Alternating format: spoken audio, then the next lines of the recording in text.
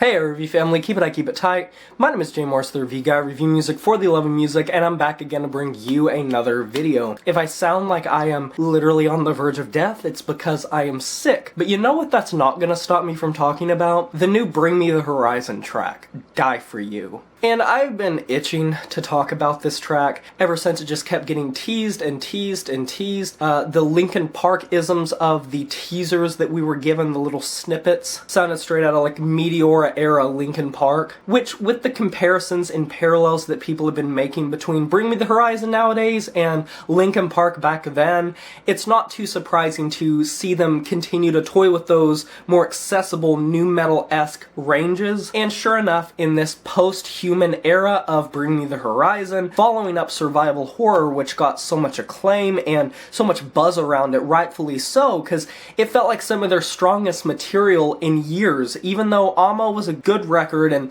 people like That's the Spirit and Music to Listen To is sort of a hit or miss type of record. It really did feel like one of their most cohesive bodies of work since Sempiternal, and it felt like such a tight grouping of tracks. And even though there were some duds, there were some misses in the track listing and its weaker sections, it really did showcase that Bring Me the Horizon was growing more mature. Now, the following statement is coming from someone, a Bring Me the Horizon fan, that has collected everything from Count Your Blessings to Amo. I think people sort of wrap themselves up in defending Bring Me the Horizon and saying that they're more mature now because they've changed their style, that they've grown as artists, as musicians. I don't necessarily think that growing more accessible means you automatically are becoming more mature, but that's a double-edged sword, that's two sides of a coin. I don't think that means you're selling out either. I mean, hell, if the music is good, it's good. Amo was very good, and that was one of Bring Me the Horizon's softest records. Debatably their softest, if we're talking like studio links. DiE4u has me feeling a little bit polarized. The riffs are so mosh friendly, and when that scream kicks in on that first U, it has that synth-laden backing, super Linkin Park-esque. I hate to keep bringing Linkin Park into this, but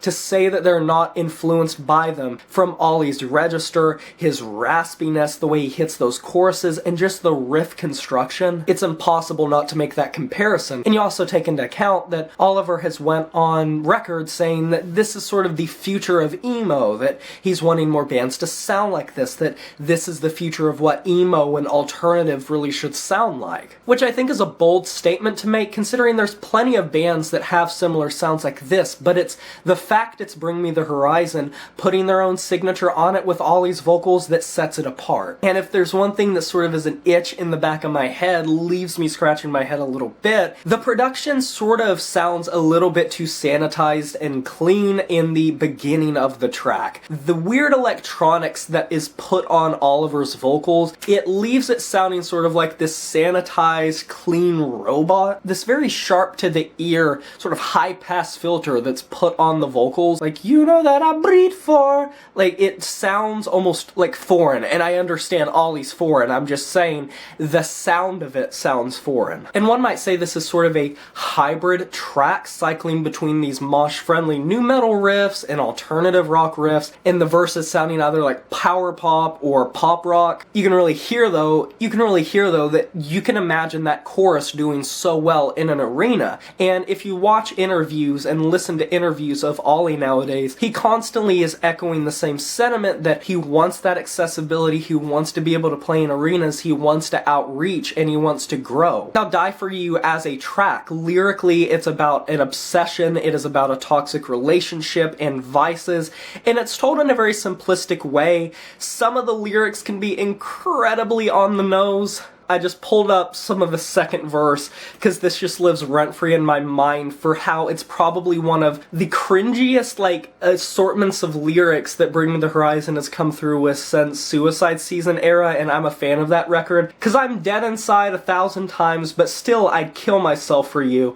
Because the truth of it, you could slit my wrist and I'd write your name in a heart with the hemorrhage. Got me so fucking close to the edge right now, you know it's you I need to kick, makes me feel like shit, I don't want to die for you. you. You respect the bluntness, you respect how just transparent it comes across, but sometimes you go so on the nose that if he's wanting to write lyrics that feels like an emo band or an alt band from the 2000s, good job, because you are successfully accomplishing that. And tit for tat, I think DiE4u is sort of just a middle-of-the-road Bring Me the Horizon track. This would have fit on Amo. I think it's much more similar to some of the tracks off of Amo than Post-Human Survival Horror, and if this would have been on Survival Horror, I think it would have sort of been shocking. It would have been a little left field, because I don't think it blends in a lot with that era, which tells me that the next step in this evolutionary period in the post-human era of Bring Me the Horizon, they are obviously trying new things, they're experimenting, but they're still staying close to this alternative rock, nu metal influence that they have been messing with even since that's the spirit. And while DiE4u has its moments and issues of weird mixing imbalance and some choice effects that I think it could have gone without, and sort of feeling too lathered up in this electronic effect, overall the more rock-centric bits are very mosh-friendly, are very catchy,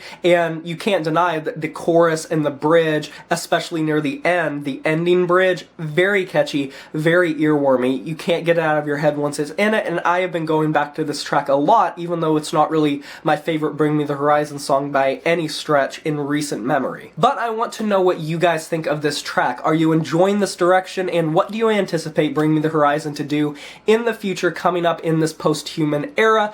Definitely let me know down in the comment section below. I can't wait to hear what you guys think about this track. I'll also put it in the description box below if you want to go listen to it yourself, and it'll also be in the comment section in a pinned comment. Be sure to like this video if you enjoyed it, subscribe to join the review family today, and smash that notification bell to be notified of my future uploads. You know who it is. My name is DiE4u, the Review Guy, and I'm signing off saying farewell.